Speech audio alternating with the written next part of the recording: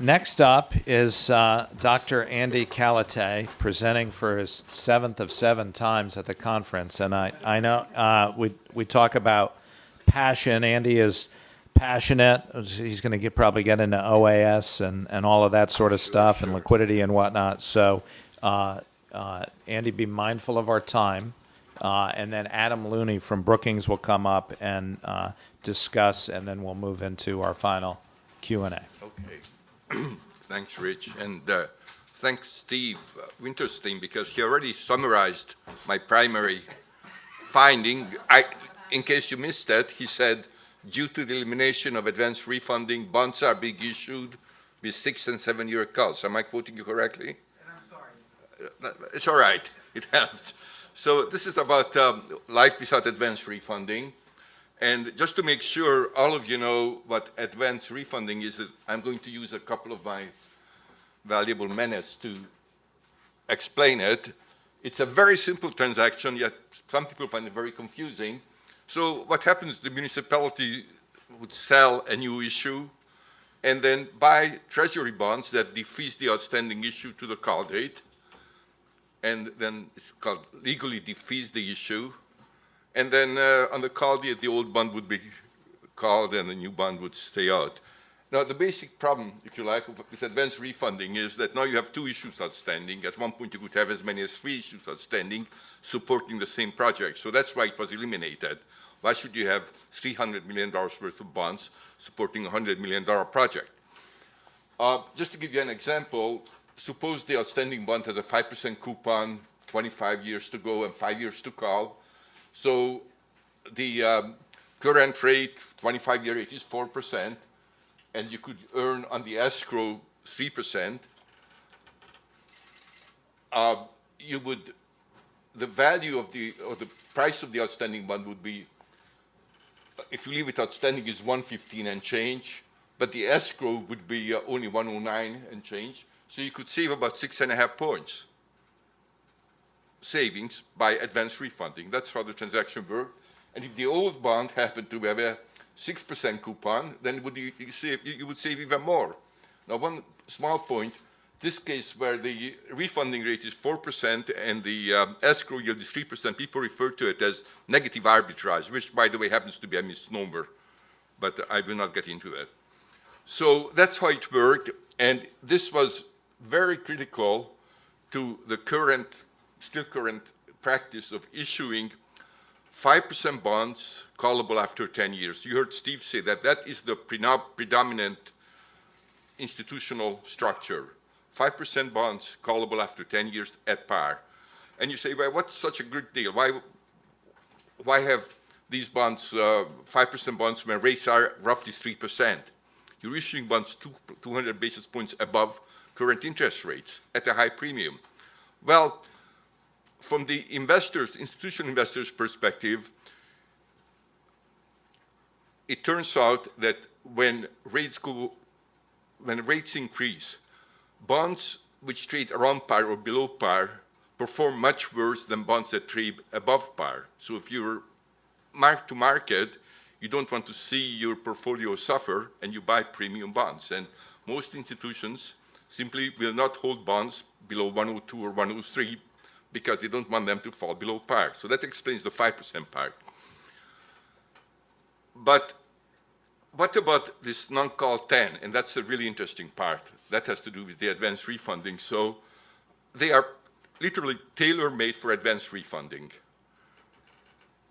First of all, the issuers refund a 5% bond where it's at 3% or 4%, and they show enormous savings, so everybody's very happy. They go to their constituents and they keep saying, look how much we saved by refunding.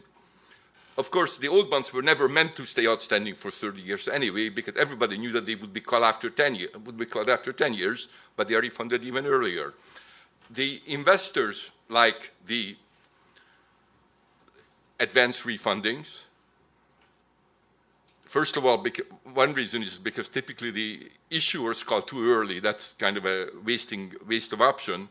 But also, the bonds become AAA once they are advance refunded. So there are 2 ways to gain from it. And then finally, very importantly, this whole infrastructure supporting issuance of new bonds. So you have the underwriters, you have the lawyers, you have the financial advisors, the people who compute the yields, the printers, the rating agencies, and so on and so forth. And there's an enormous amount of churning, costing enormous amounts of money to the municipalities, but nobody talks about it. And that has been a major issue with this advance refunding as far as I'm concerned. Okay, so one more point. Oops, I'm sorry, hang on. I have to go back.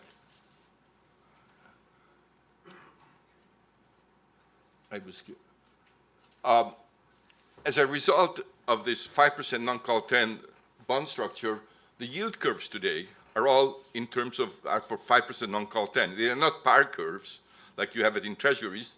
It assumes the first 10 years are optionless bonds, and then beyond that, we show the yield to calls of bonds callable after 10 years at par. So here, it would be at 3% would be the 30-year, the yield of a 5% 30-year bond callable in year 10 at par. So that's the standard yield curve. All right. So, I'm sorry.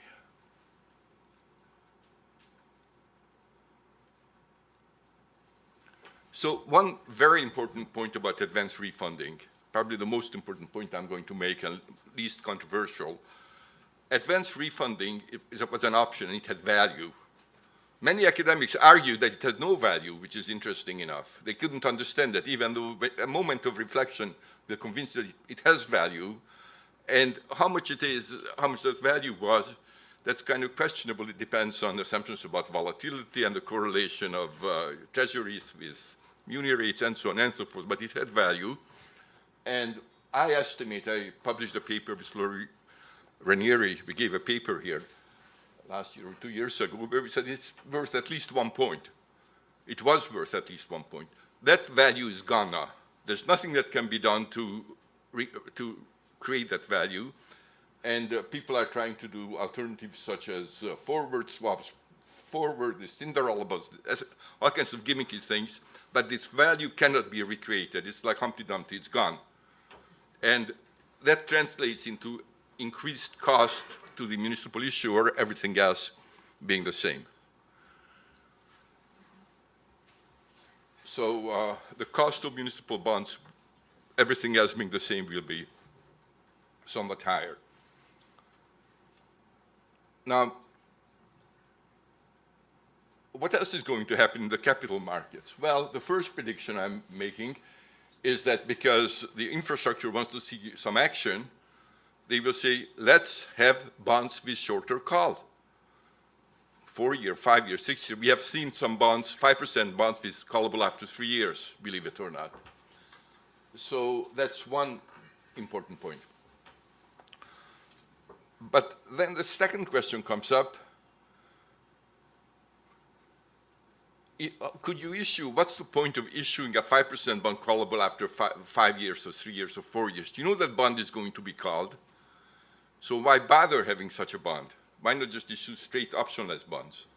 So the answer to that would be, in my opinion, is to have coupons below 5%, or there's an alternative that I don't discuss, but it's another possibility, is to have call prices much higher than 100. You could make these bonds callable at 110 or 115 if you like. And that was actually suggested at one point. Win Smith, as you may recall, he wrote a paper in the Bond Buyer suggesting to have issues with higher call prices, but you cannot have 5% bonds callable at par, because those are just certain to be called. So, I'm sorry, I keep on.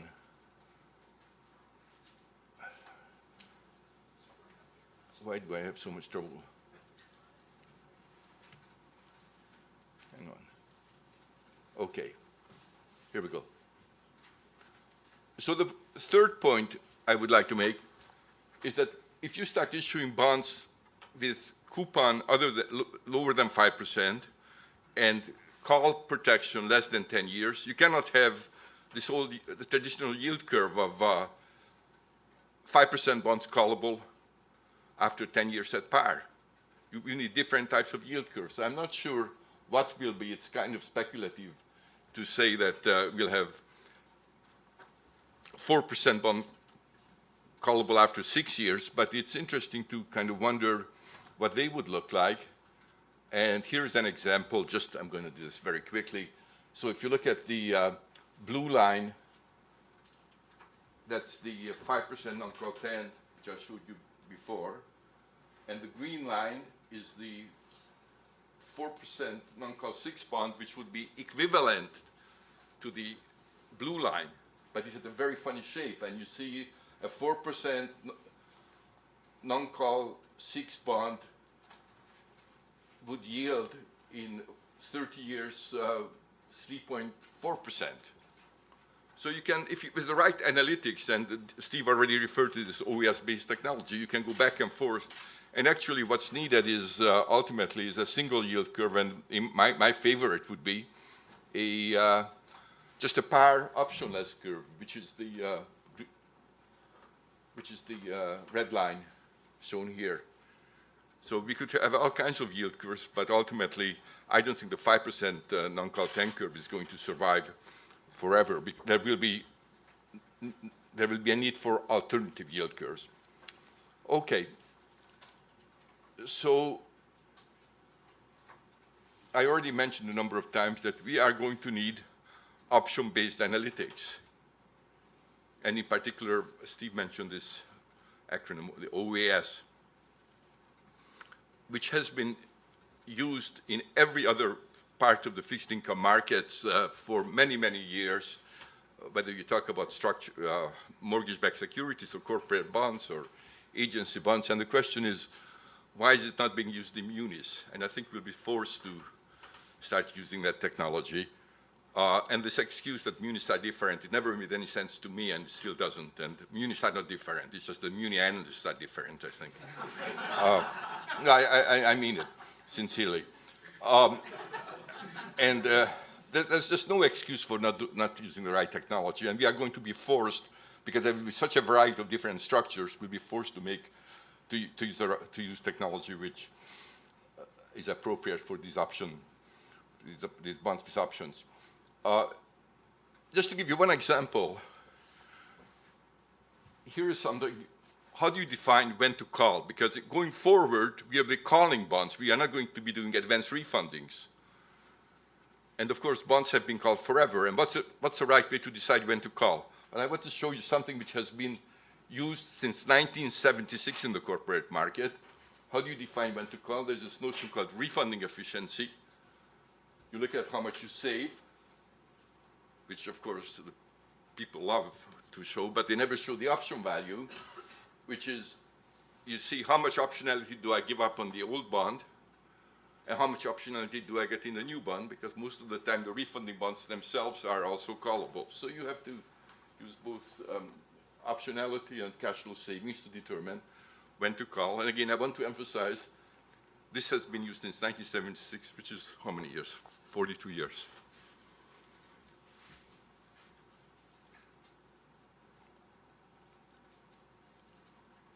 Now, to finish it up, looking at muni advisors, I think they're going to be under some pressure to use the right technology. Currently, they are not using analytics. Very few of them use state-of-the-art analytics to the best of my knowledge.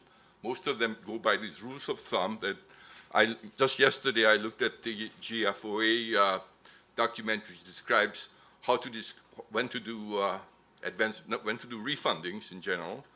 And it says, well, you do it when you have MPV savings of 3% or 5% or some number like that. You say, where did it come from? And people say, well, that's what we always used. And you say, well, why? And there's no explanation for that. So I think we're going to have to start using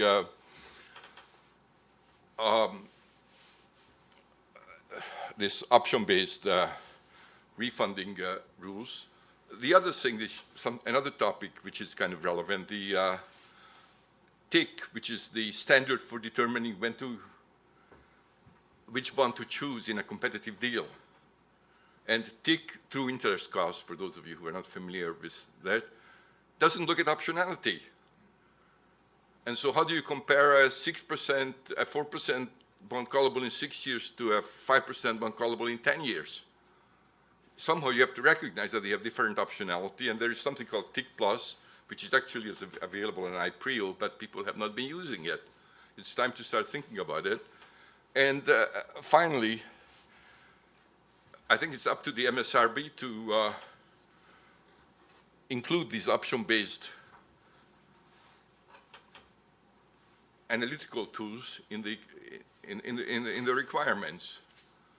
They should have been included ages ago, and it is really a good time to take this seriously and test whoever wants to qualify as a municipal advisor should have familiarity with these tools. And I'll stop right here.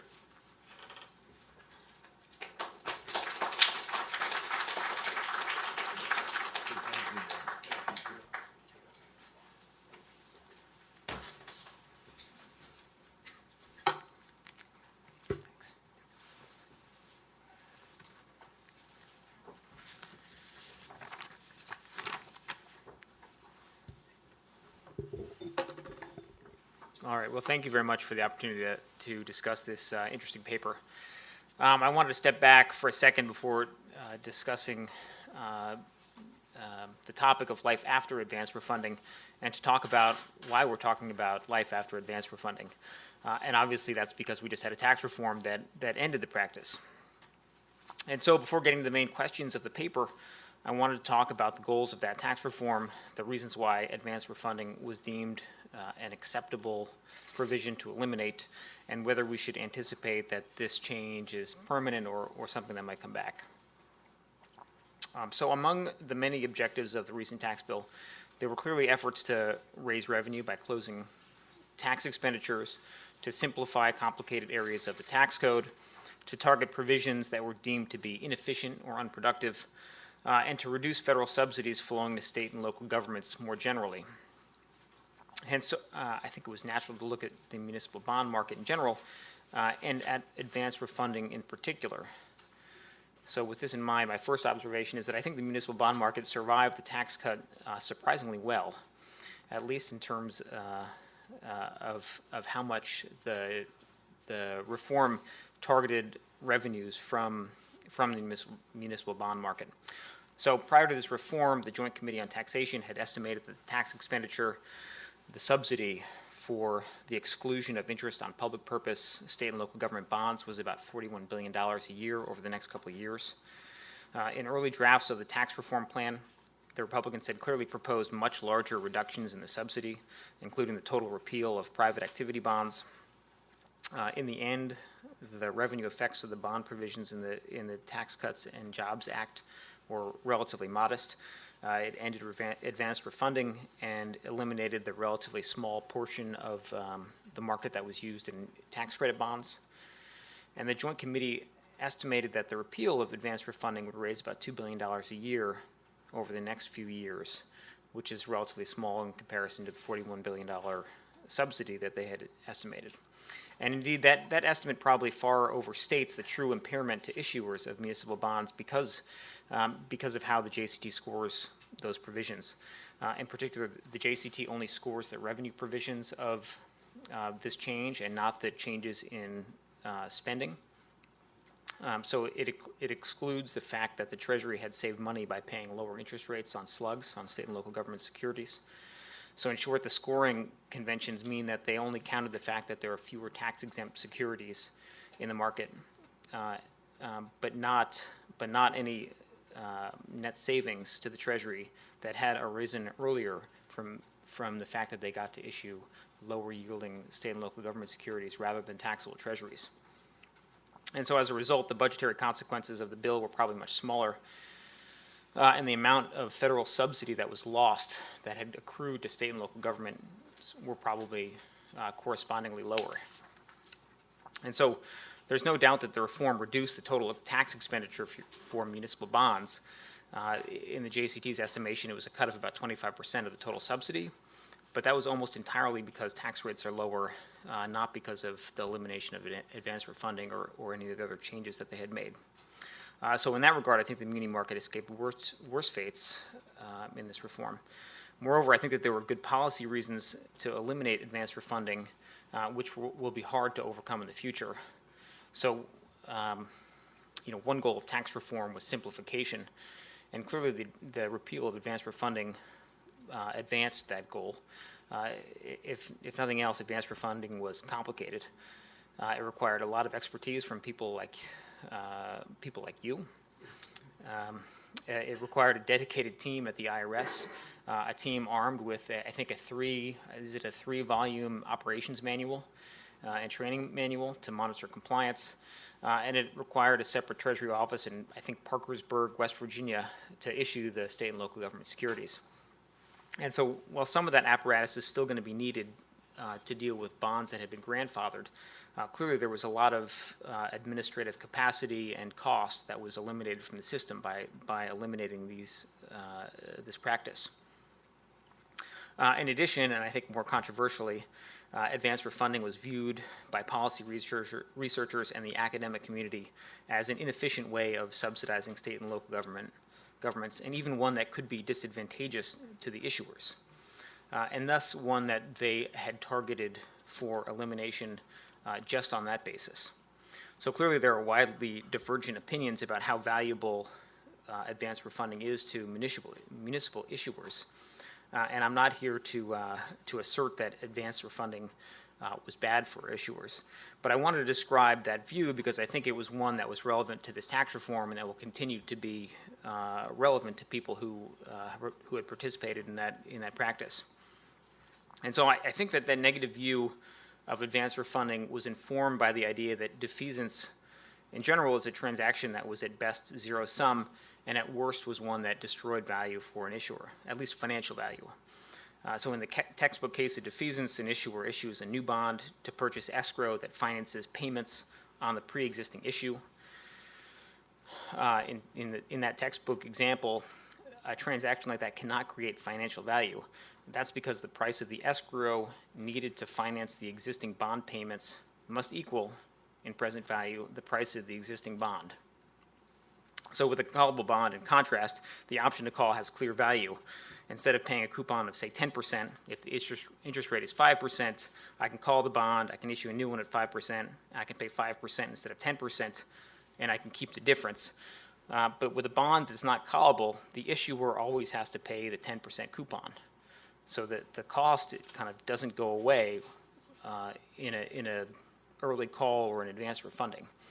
And so that basic arithmetic had led some observers to conclude that advanced refunding provides no upside to the issuers.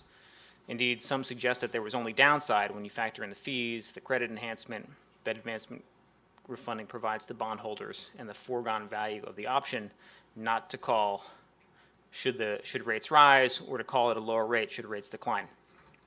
Now, I think that conclusion is overstated for some reasons. First, the costs associated with advanced refunding are probably not that large. Some fees would have been inevitable when the bonds were eventually called. The credit enhancement for bondholders was probably partially priced into the original issue. And the early exercise of the option, while maybe not optimal, was probably not that costly. Second, and I think more importantly, it was that Treasury mispriced slugs, and they offered them to issuers at kind of too high a yield. In that, as a result, the municipality often got to purchase escrow at a discount to the price of their existing bonds. Again, that's because the formula for the rate Treasury provided to municipal borrowers resulted in a subsidy that could increase the value of the refunding. And I think that was basically a free lunch to issuers, but one that was ultimately paid for by the Treasury through higher interest rates. And then I also should say that I think advanced refunding could provide value to the issuer simply by changing the timing of payments and extending the duration of the bond. To a credit-constrained government, this could free up cash today in return for higher payments in the future. To some observers, I think this was viewed as an illicit form of regulatory arbitrage, states and localities breaking their own rules to free up cash when they were otherwise prohibited from borrowing directly. And so, that's one view. I think another view is that state and local governments were facing, when they faced temporary fiscal stress, like they did during a last recession and other times, then they might be perfectly justified from borrowing, and it might be better for their constituents to do so. And so that kind of restructuring of their debt provided real value.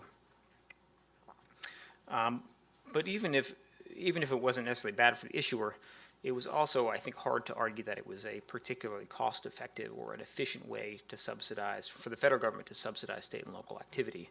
And so I think that those were some of the reasons why it was targeted and why I think it'll be hard to argue to bring it back. So now that we're back to life after advanced refunding, the question of what it will look like. And so in some regards, I do agree with Andy that borrowing costs will increase, but by a relatively modest amount. On the structure of the bonds and what they will look like in the future, I think I have relatively few predictions. So one question I have is what led to the 5% NC10 in the first place? In my mind, it's kind of like the decision to drive on the right-hand side of the road or to stop on red and go on green. It's an arbitrary choice in some ways, but it's important for efficiency that everybody agree on the same thing. And so from that perspective, I could imagine the 5% bond persisting for some time just out of inertia or common agreement, or I could imagine a new norm becoming established. My other suggestion or question was to look at the market for private activity bonds. Those bonds have not been eligible for advanced refunding, I think ever, or at least for quite some time. And so my question is basically, are those issued at 5% coupons? And if not, do they provide some indication of what government bonds will look like in the future? Again, so I appreciate the opportunity to comment, and it's an issue I imagine we'll be dealing with for some time, and so I look forward to our discussion. Thank you.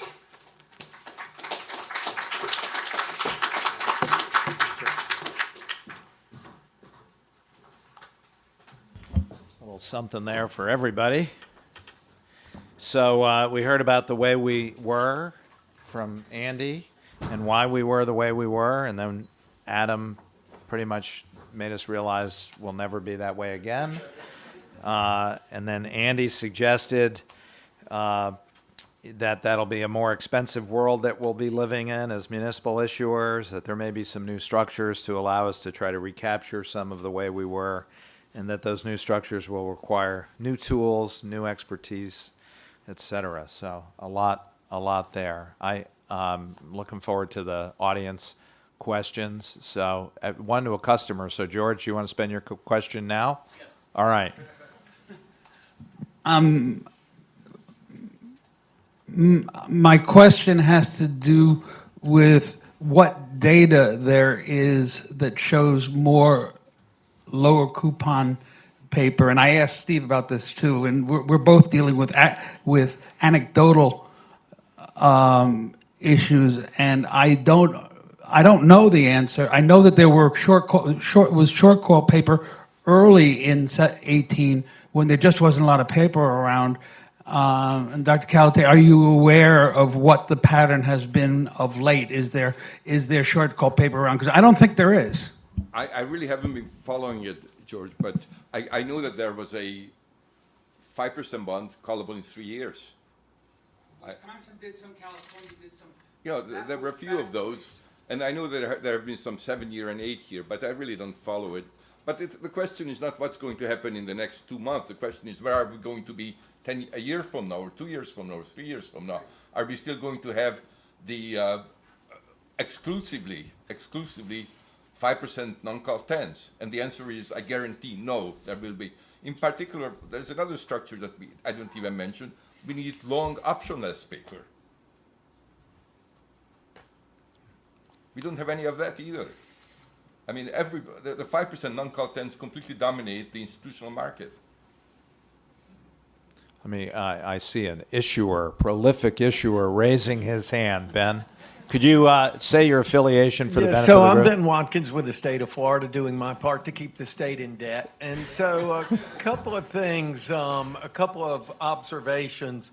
One is, Adam, I appreciate your perspective on what went down in D.C. I respectfully disagree. I think zero thought went into this. It was a pay for, and that was completely it. It disrespects a federal-state relationship. It's un-American to allow us not to refinance our debt at lower interest rates.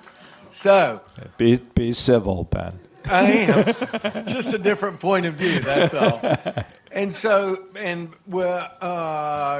Kolodny, so we've looked at various call structures in trying to evaluate something different than a 10-year no-call structure. And it's the point that we always come to is you have to pay up for a shorter call. And then the question is, with regarding the price of the option, you have to rely on an assumption about where rates are going to be in the future in order to properly value. And that's the impediment that we have never gotten to. Why should I pay today more than I have to in order to have a shorter call? And so we passed. I agree completely that there's a lot to be done around that in terms of trying to inform decision making, but it's not quite as prescriptive maybe as it's not as quite an easy an answer, even though we have better information. Okay. It's a great question, and I'd like to pick on one thing that you said. We have to rely on assumptions. And the answer is no, you don't. There are standard, well understood techniques, and that's what I'm referring to, that have been used for 40 years, and about how interest rates move. And it's not guessing where rates move. There are well accepted standard interest rate processes. And this is exactly what people have to, in a municipal market, have to recognize. It's not a guessing game. It's playing with the professionals and playing like a professional. Can Peter Orr? Sorry. Okay. I'll get you next, Alan, after Peter. Thanks. It's a quick handoff. Peter, who are you with? I'm with Public Alternative Municipal Advisor. I think this is civil, but I'm wondering if we're not getting high on our own. If you have to say quantitative that, it supply. probably yeah, exactly. No, but I wonder if we're not getting high on our own quantitative supply. And I got an advanced degree in math at the University of Chicago, so I love models probably more than most. But dovetailing on what you said, Andy, a few minutes ago, you talked about how there was a lack of optionless bonds in the market, correct? And when you talked earlier during your discussion about the lack and the sort of stubborn resistance to the muni market of using the right technology, part of the reason why other markets have used OAS technology for decades successfully is because there is a reliable non-call benchmark out there that you can do OAS against. The muni market doesn't have a riskless non-call benchmark because of the lack of those types of bonds. It just doesn't exist. So when you talk about how you don't need to predict interest rates as from an issuer's perspective, you're assuming that there's sort of a hedgeable market. There are assumptions underneath that which don't exist for municipal issuers. And I'm wondering if that's why there seems to be this stubborn resistance for all these dumb muni people to not use the right models that have been out there for decades. So is that, you think there's a correlation to those things? I disagree with you. First of all, you can estimate, and some of the professionals do estimate the optionless long-term rates, and we can talk about it. You can find them, and you can extract them using standard option-based analytics. I mean, I just don't see what the problem is. The problem is that most municipal people today don't know enough about the analytics, and they don't realize that these tools exist to make rational, using a well-accepted methodology to make rational decisions. And I'm most concerned about the advisors who acknowledge that they don't know what's going on,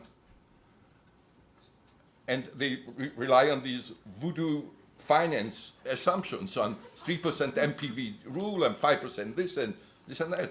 It's completely unwarranted, in my opinion. Civil term of art. I'll remind everybody that at 5:30 there'll be a cocktail party where we'll be getting together to discuss this in a very low key fashion. Alan, did you have a question? Yeah, I'm Alan Garman with the Maryland Transportation Authority. Yeah, I think my question relates to all of this, the concepts in the industry like option-adjusted TIC and why there's such a reluctance to, use a more technical approach and why heuristics are in use sort of prevalently by the municipal advisory industry. And so I'm getting to my question here, but, the SEC after the financial crisis looked at the industry and they found that a lot of the advisors weren't competent to give the advice that they were giving. And, the MSRB came out and said, okay, we're going to regulate the industry. We're going to give them a fiduciary duty. But what they didn't do was really test competence with the licensing requirement. And, I know there was a group of us out there that were asking for tests of competence because we wanted to sort of push the industry forward. And that's not what the exam's about. And so I'm wondering, why they didn't test competence with the registration requirement, and is there any sort of expectation that that will change? Sorry, is that a rhetorical question, or do you want our various opinions on that? I'm curious about, why they didn't test competence. Was it because the 525 whatever registered advisors that are mostly two-person shops fought against it, or was it just too much too soon? And I'm wondering if you all have heard anything about sort of how the industry might change. Yeah, I certainly have not. But I heard from you, Alan, the story about when you were doing an issue and you suggested using TIC plus. You suggested using TIC plus, and your advisor said, no, nobody's using it. Let's go with TIC, and you can relate to the group what happened, what you found out. So I have a question there.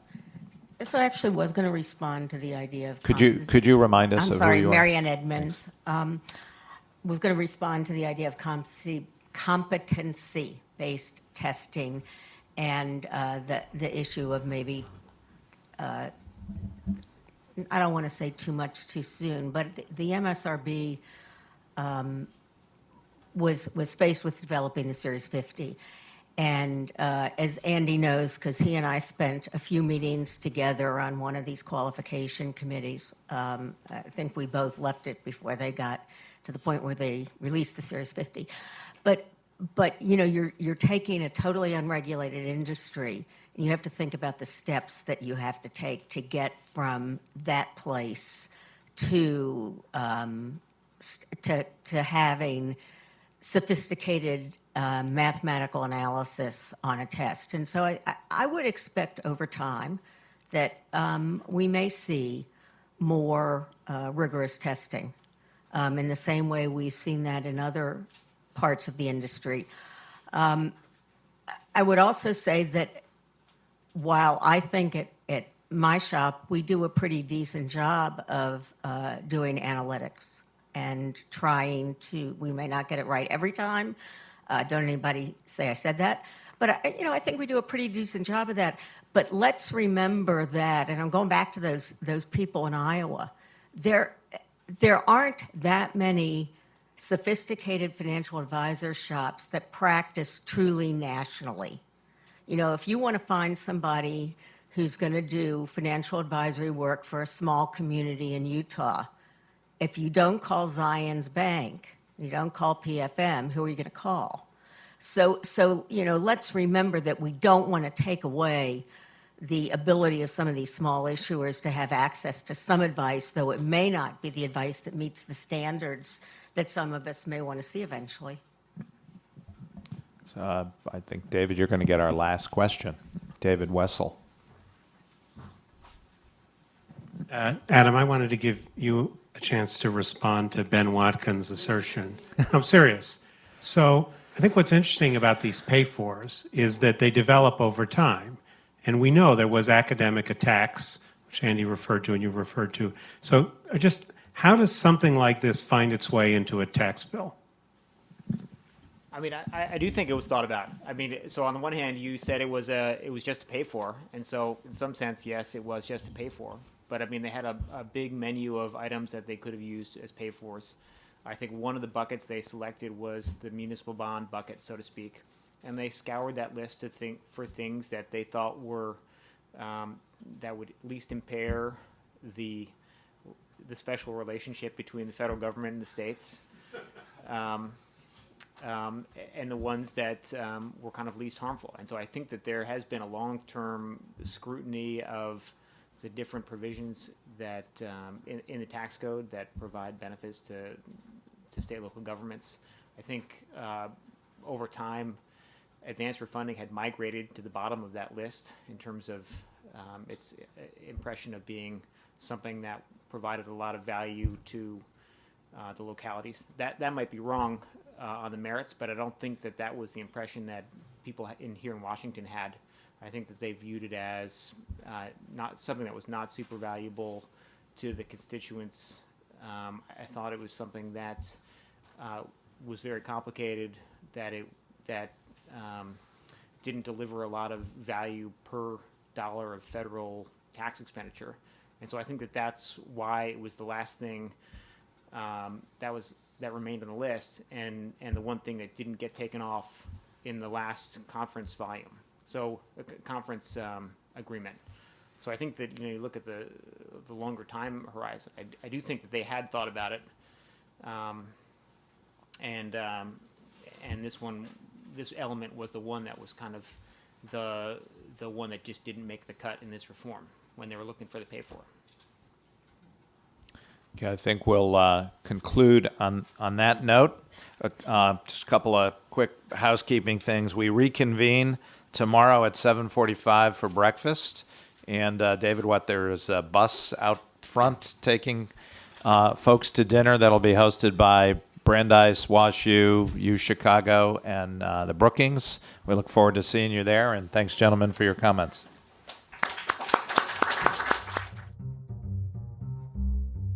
Thanks for watching. Be sure to like and subscribe for more videos from Brookings.